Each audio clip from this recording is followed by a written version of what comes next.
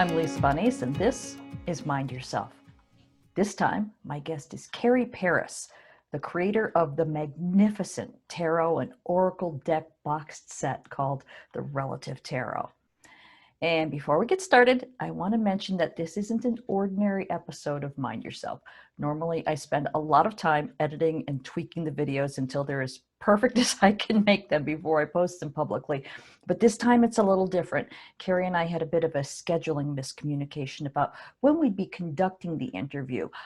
I thought we were recording the interview that day, and Carrie expected to be meeting for just a private chat and to do a personal demonstration with me to show me how to use the decks. So I showed up ready to go, and although she hadn't set up her space and lighting to be best seen and viewed and heard on video, Carrie generously allowed me to record and share our conversation because it was flowing so well, and I didn't feel like it could be replicated better at another time, just for the sake of aesthetics. So with that said, some of the editing will be a bit clumsy. Just ignore that. I want to include the entire conversation, even from before we officially started the interview and the camera spotlights were on the right people. So I don't want to waste any more time keeping it to myself just to keep editing, just to feed my perfectionist ego and make this look slick and shiny. The content is what's important, and I want to share with all of my ancestral healing cohorts the fact that Carrie's decks exist. They are amazing. So now, with all the probably unnecessary disclaimers out of the way, let's get started right in the middle of our pre-interview conversation.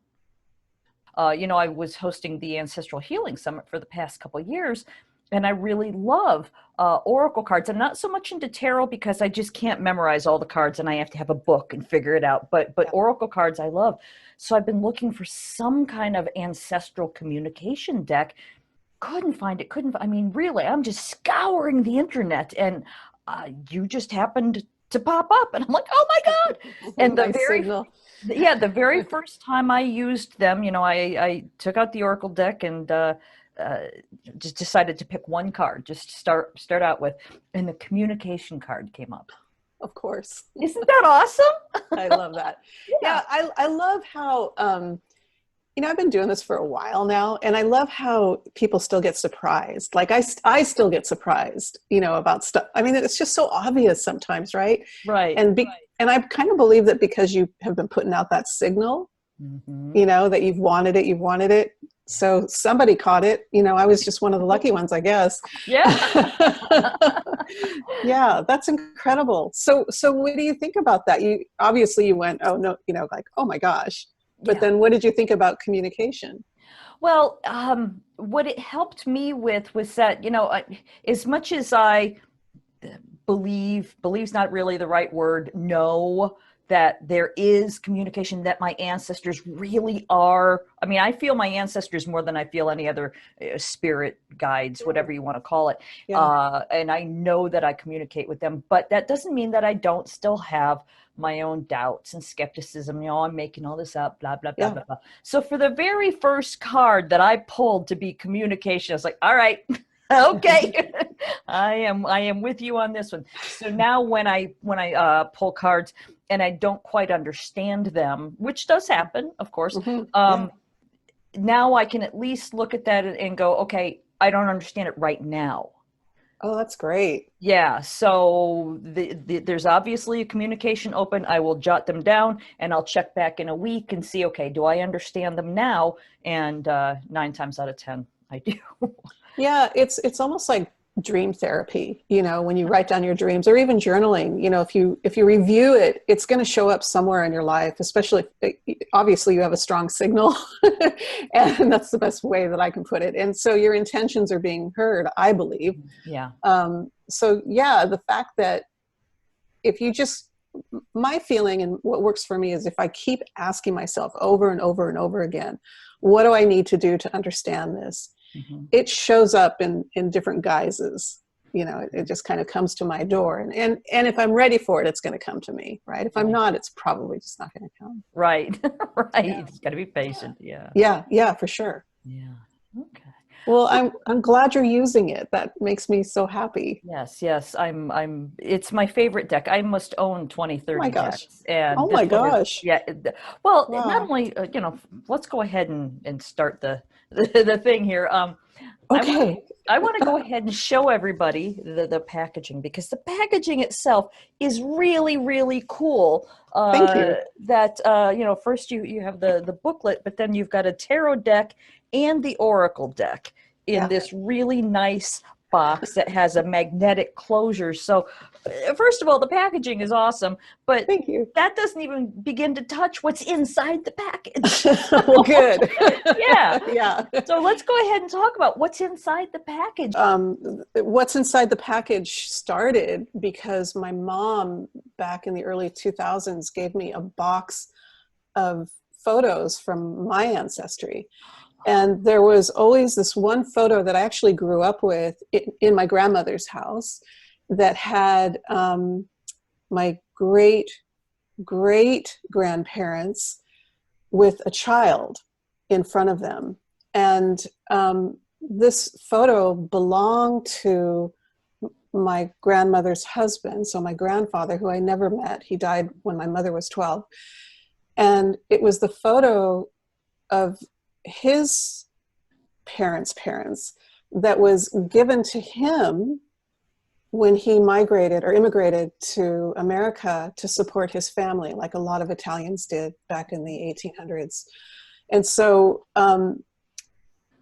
this child in the photo has always been a mystery, and he's actually in one of the cards that says ancestry on it. Yeah.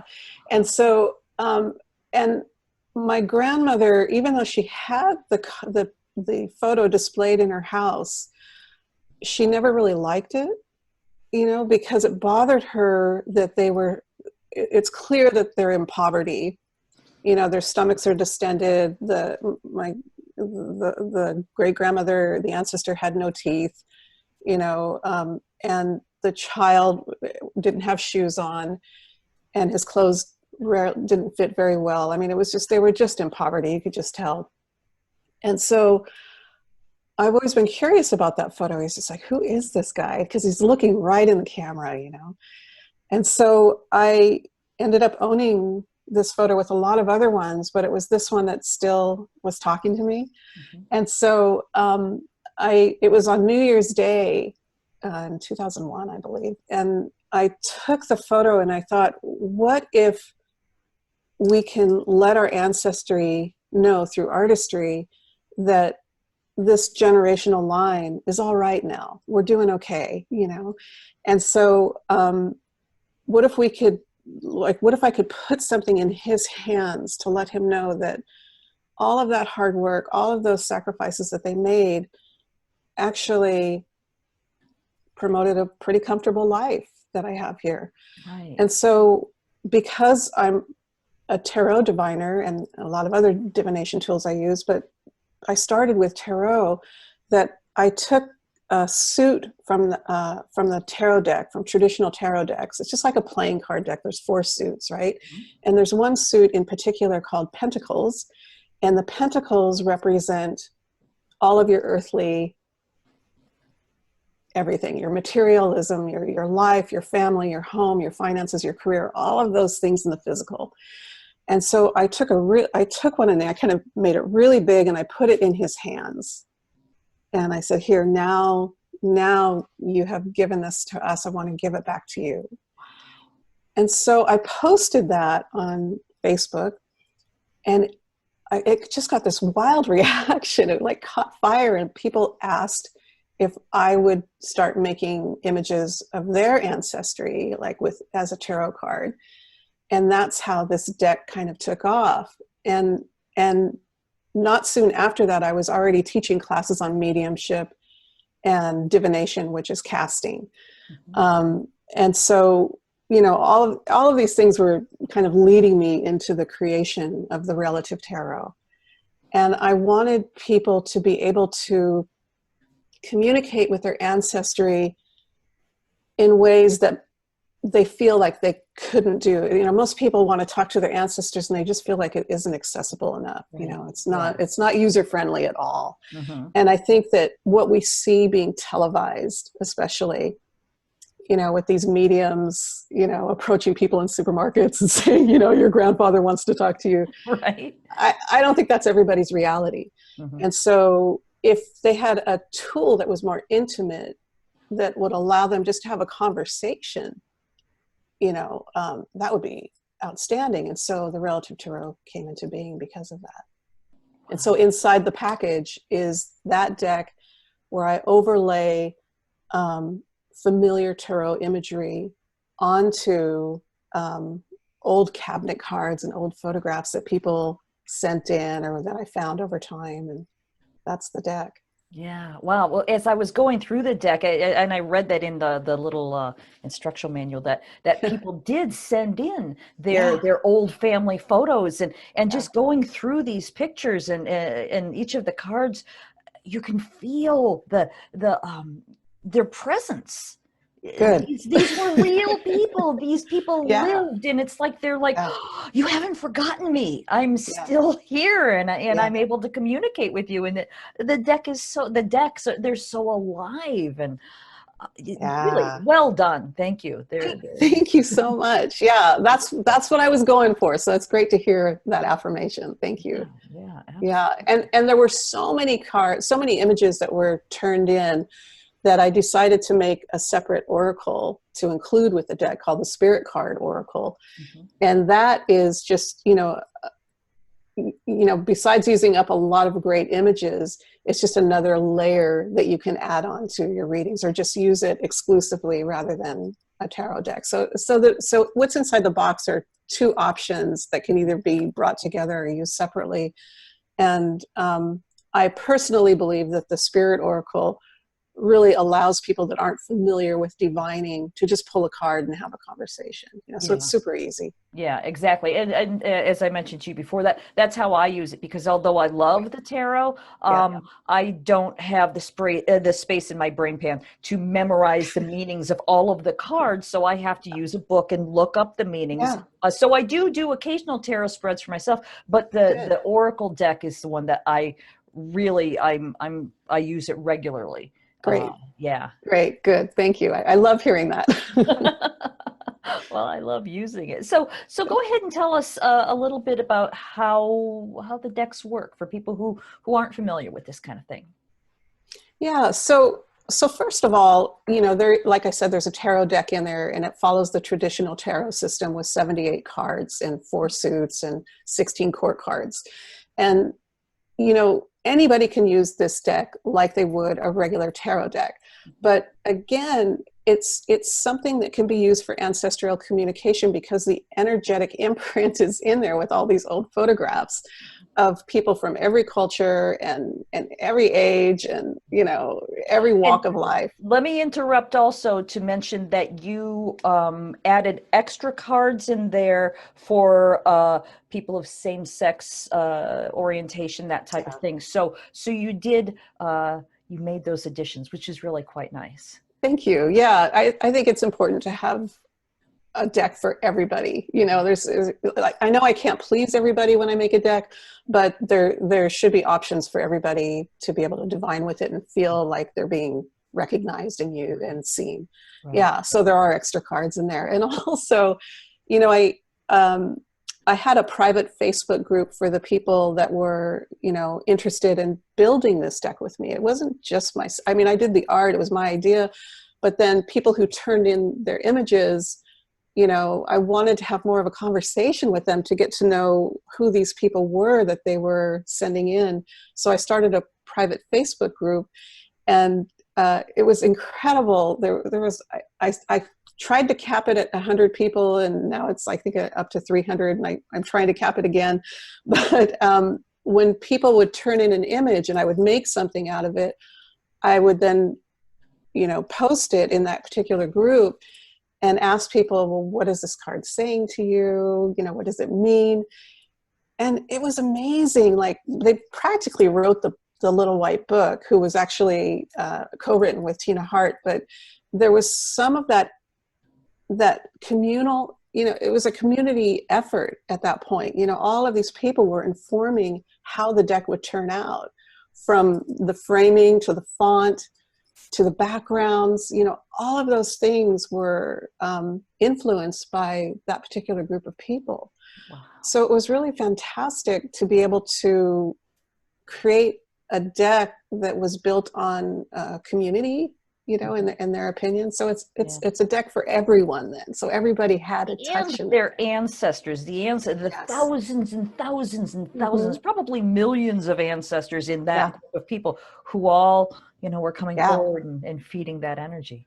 Yeah. And what I loved about that, I'm glad you said that, because a lot of people were tapping in and asking permission from their ancestors if their images could be used, and if they were, what did they want to have happen for themselves in this life and in that life, as a I don't know, a partnership almost, in how they can heal the family line, or move on from an ancestral agenda, or whatever it is that might be preventing them from what I consider to be their mission. Mm-hmm. And that was another reason why I made the deck, was because from doing readings and divining for people, I noticed that a lot of people were very unconscious about their patterns in life.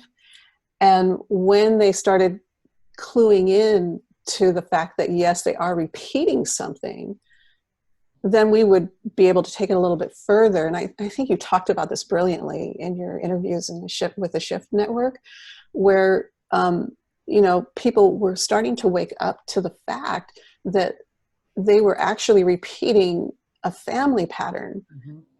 and quite possibly an ancestral pattern, and it just goes back and back. And so if you could have a tool, or if I could create a tool that would kind of reveal how they can, first of all, recognize and acknowledge that ancestral pattern, mm-hmm. and then free themselves from it, so that the reveal on the other side of that can show up, which is probably their mission, mm-hmm. But this other thing's been in the way, having a conversation with them and taking all their energy, then they're free to do what they came here to do. And I believe that's my goal. That's really my goal, is to show people how they can do that. Yeah.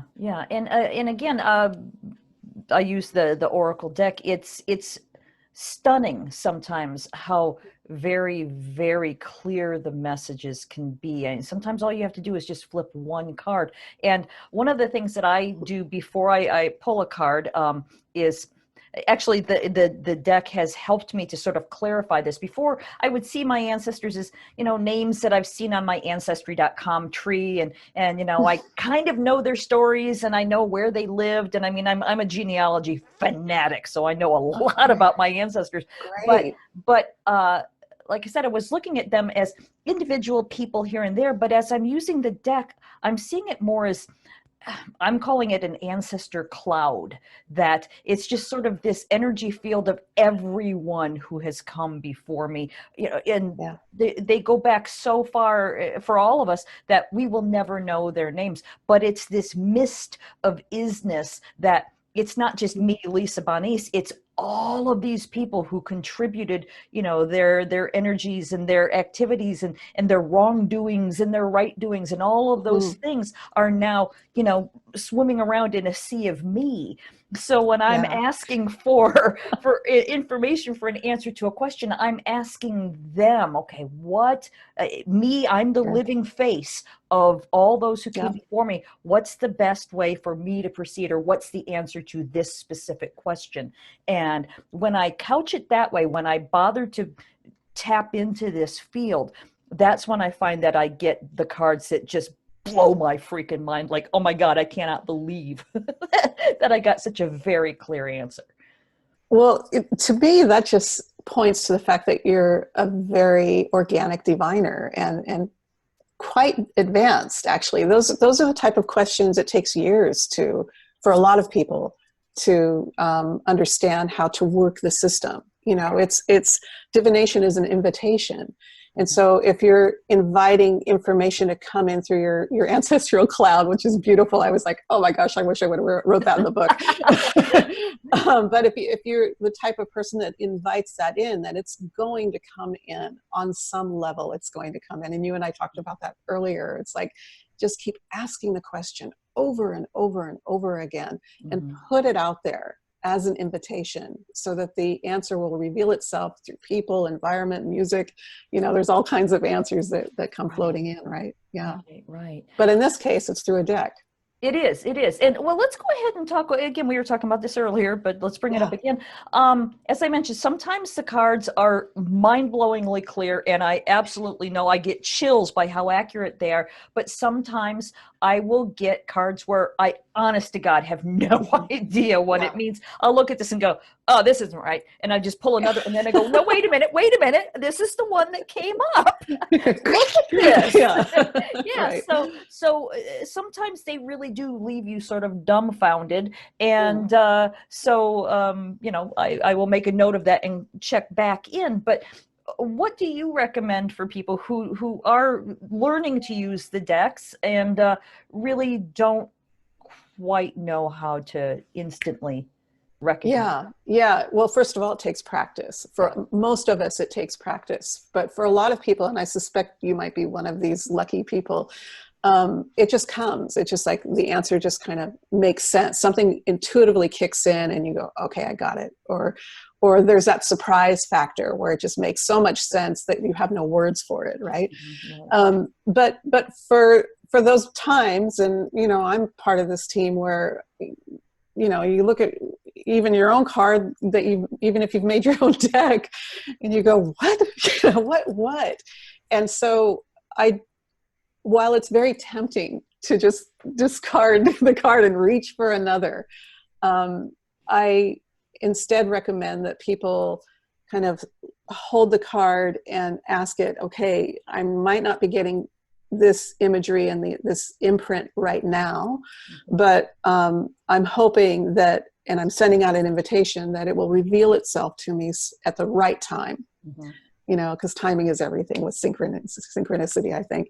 And so, what I really love to do is either make a photocopy of the card and put it out somewhere, or put it on an altar, or I always encourage people, because we all have our devices in our hand, to use it as your screensaver. Because you're always looking, people are always looking at their screens, right?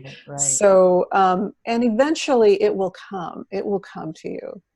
And if you want to do something really kind of ritualistic about it, you can do it, with the moons, or build an altar around it, but, kind of seduce it a little bit, get the answer to come in. Right. light candles and all that. Another thing that I don't do this as often, but sometimes if I've got time and I'm really feeling stubborn and I want the message, is I'll go ahead and I'll just keep pulling cards and then just sort of read the words as a sentence, and until it starts making sense. Okay, now I get it. Again, you're doing all the right things. I mean, again, this takes people, that's why I'm laughing, because it takes people years to just conceptualize something like that. So yeah, that absolutely works too. I don't really think there's a wrong way to divine, as long as you're not harming anybody in the process, including yourself or those on the other side. But I do believe that if there's this like natural instinct in you to say, well, I'm going to pull another clarifying card, I'm going to create a story and see what this sentence says, then you're on the right track, especially if you get a useful answer. It's got to be useful, right? If it's not, then try again, do something else, ask in a different way.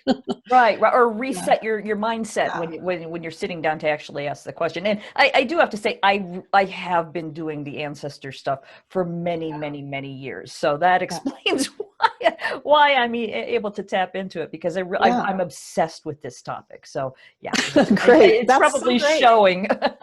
Yeah. And, my curiosity kind of perks up when I hear you say that, because, I wonder why. Why is this so fascinating to you? And why have you taken it out into the world on such a large scale? you have an audience now for this, Yeah, yeah, for that's this personal fascination. right. Well, I'm glad you asked that because nobody ever asks me. Um, I'm a writer. I write novels, and I happened upon a really interesting story in my family tree while doing genealogy, and I thought, well, that would make an interesting book. So I started Huh. just sort of researching this story, and the more I learned about what happened to one specific line of my family tree, the more I realized, hey, Hmm. this is deep. This goes very, very deep. And I've had sessions with shamanic practitioners and all sorts of, because I work with the Shift Network, so I have access to amazing Yeah. people. And Yeah. so I did a shamanic journey with somebody to try to figure out what is this thing that it looks like a curse. I didn't believe in curses. I was raised in a very skeptical scientific mindset. Oh, curses are Hmm. bullshit. Well, okay, Hmm. maybe that word specifically isn't the right one to use, but there are certainly patterns. There are Yeah. energetic things that happened a long time ago that shifted, the path of the people that were involved. And it turns out that in the 1600s, one of my ancestors was involved in a witch trial. They were the Hmm. accusers, not the ones who were Mm. Wow. arrested and Yeah. tormented. So because of my ancestors, 5 people were burned at the stake. And I'm convinced, and this came forward in the shamanic journey, that one of these people actually did curse the family. And and it was a curse by fire. And that really intrigued me because I saw all these different fires throughout my lineage.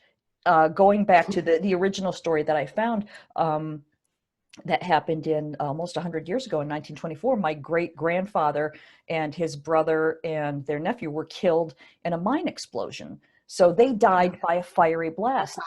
And Hmm. then my grandma died as a result of a fire. Her shirt caught on fire. Her son, my uncle, became the fire chief. Their house burned down once. Wow. It just goes on and on and on. All of these fiery events, and so that's what sort of led me to go, all right, I have to dig into this. And the more I dug into the novel idea of writing this story, the more I realized, what, there really is something very spiritual, organic, epigenetic. Yeah. This is big. And I Yeah. know I'm not the only person who Yeah. has this kind of stuff. We live in a fucked up world. Yeah. We Yeah. all have stories like this in our past. Yeah. Everybody, Yeah. nobody has escaped this. So that's really what made me go, you know what? I need to talk about this. I need to see who else is out there talking about this kind of thing. And it turns out there's a lot of us. There's a Oh lot yeah. of people interested in Yeah. this. Yeah. So, Wow. That's amazing. Yeah. Yeah. What an honor, for you to figure that out. yeah, And so it's no mistake that it came to you. right. You're the one that's going to heal that particular agenda, right? Yeah. Which I often call ancestral agendas. Hmm. And look at what I love about healing patterns is usually what I've noticed is that the pattern of healing patterns is when we do the opposite of what occurred. Hmm. So you're kind of in this kind of magical realm. It's very witch friendly, you have to admit, what you're Yeah. doing with shamanism. And you would have been turned in, you Yes. know, Yes. by your ancestors. Yes. So Absolutely. so here you are healing the ancestral line by doing the opposite Hmm. of what they feared the most. Yeah. They really feared that lifestyle. And who knows, I mean, we should ask the cards really, why they were put in that position, why they felt the need to actually turn those people in, because they knew what the result was going to be. I'm sure of Yeah. that. Yeah, yeah. It's an interesting story. It's very well documented. This witch trial. Oh. It was this landed gentry, this laird, who fell ill, and there was a Mm. teenage servant girl who said, "Oh, I know what happened to him. They cast a spell on him," and Oh she my pointed the gosh. finger at this family. nobody really knows exactly why, but presumably a teenage girl, she was mad at them for something, blah, blah, blah. Yeah. And because they all believed in witchcraft. And this man, this ancestor, actually he worked as a judge in witch trials. And he considers himself to be a very godly man and a very educated man. And he tried to disprove untrue witchcraft accusations. He had a very specific delineation between those are people who are just doing charms. There's no harm in that. These are the people who are working with the devil. So he was involved in the witch trials, but he thought he was a just judge. And it turns out that he ended up dying from the illness. And so, of course, that's when they thought, well, these people, really did curse him. Had it out for him. Wow. Yeah. Oh my gosh. This is amazing. Yeah. I mean, I'm kind of excited that you're telling me this, because it just makes sense now, to me, because I've heard so many stories like this. It just makes sense that you're doing this work now. Yeah. I hope that you're healing the ancestral line. Yeah. Oh, through the work you're doing. Yeah. Absolutely. Yeah. And then on top of that, to do that with intention, the intention that you're in this to win it. You're in this to heal that particular story or that trauma that was placed upon the world, is so remarkable. So this also kind of leads me to, okay, so let's say that she does this and you are doing it, what actually exists beyond that curse or beyond that story for you? Mm-hmm.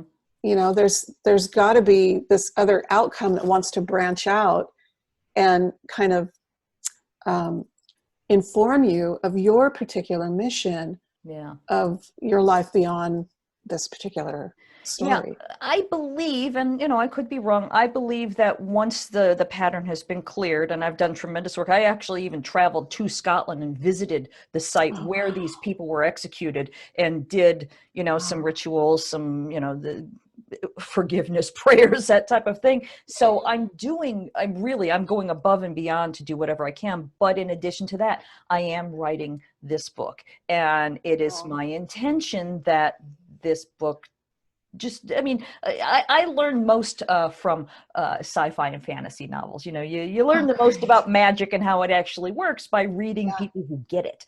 So, so my hope is that by writing this novel as entertainment, people who don't know anything about this kind of thing will read this and go, hey, I never thought about that. So that's actually, for me, that's the end game. That's the plan. Yeah. Great. I can't wait to read it. Me too. And then, who knows where that story will lead. And, this is the beauty of these things, especially if we pay attention to them. And again, asking it what it wants from you, what does it want from you? And where does it want you to go next? That's a beautiful relationship. Yeah. And that's only one line of the family tree. There's a whole bunch more. Well, yeah. And, and now science is catching up with the magical understanding of that. It's very biological. It's like we already knew we were encoded with this stuff. We already knew about epigenetics, but we didn't use that language, and we didn't have that microscopic view. We had the magical view. Exactly. And, it's kind of fascinating that the two, magic and science are coming together again, like they did, back in the day of alchemists, I guess. Right. Yeah. I'm so grateful for that. Science is finally starting to prove what we've known all along. So, yeah. It's a beautiful marriage when science and magic come together. I think it benefits a lot of us. Yeah, absolutely. Yeah. And that concludes my conversation with Carrie Paris. If you'd like to learn more about her and order the Relative Tarot or any of her other decks, please visit carrieparis.com. You'll find a link below. And go ahead and leave your comments below too. Let's have a conversation. Until then, I'm Lisa Bonnice. Thanks for watching. See you next time.